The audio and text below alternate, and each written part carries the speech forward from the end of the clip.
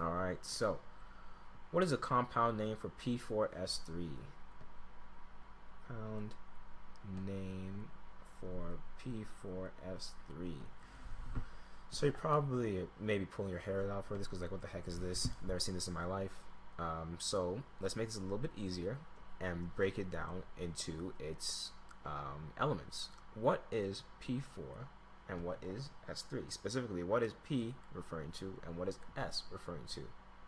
Well, P on your periodic table is referring to phosphorus, and S, sulfur. Okay?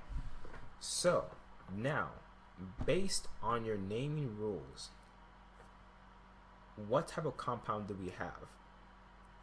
This, I know you can't answer, so I'll say it, is a molecular compound.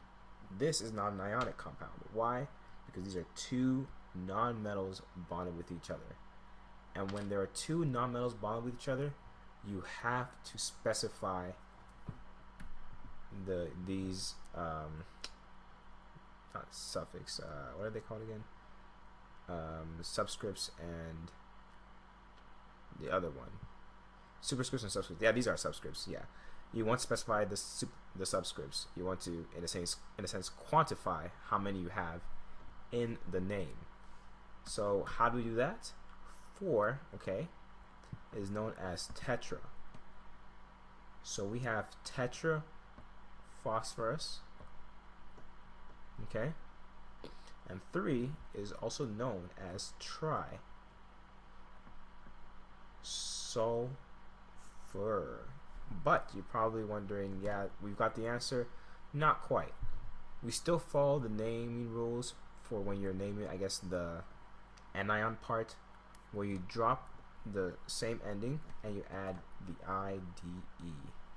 So this right here is the compound name for P4S3, tetraphosphorus trisulfide.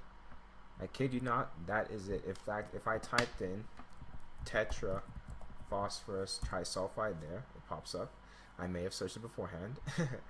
But here, P4S3.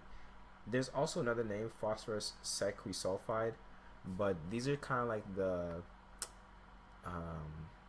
other names that unfortunately you just have to memorize because it falls not really a general naming rule. These will be kind of like when we call a good example would be when we call dihydrogen monoxide water, because those are more of its generalized names.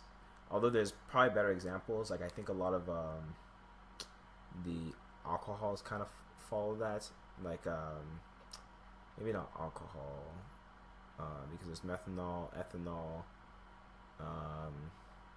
I'll think of some examples later. The point being is that phosphorus sequisulfide is kind of like just something that you'd have to memorize, which wouldn't really apply here because what they're looking for here is if you know how to name molecular compounds, which is why I highlighted tetraphosphorus trisulfide. Okay, so for this they do actually say phosphorus sequisulfide. Technically, as we said, it's not wrong. Yeah, it's not wrong, but it doesn't really help you familiarize yourself with how to name molecular compounds, which is the goal here, I believe. So, for example, if we had this P4S10, this would be tetraphosphorus decasulfide.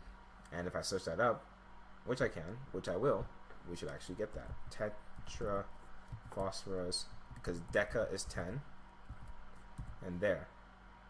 You search it up, pops up, and this one says phosphorus pentasulfide, which isn't technically right. P2S5, we did just double it, but if I did this, tetra 4 deca 10, so P4S10.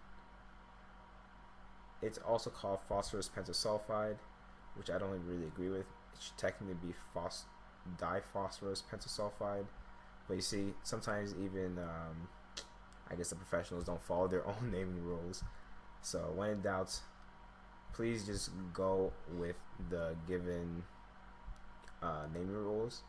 because I'd rather be safely correct than possibly incorrect. Nonetheless, this is correct, at least in regards to just what the other name is. So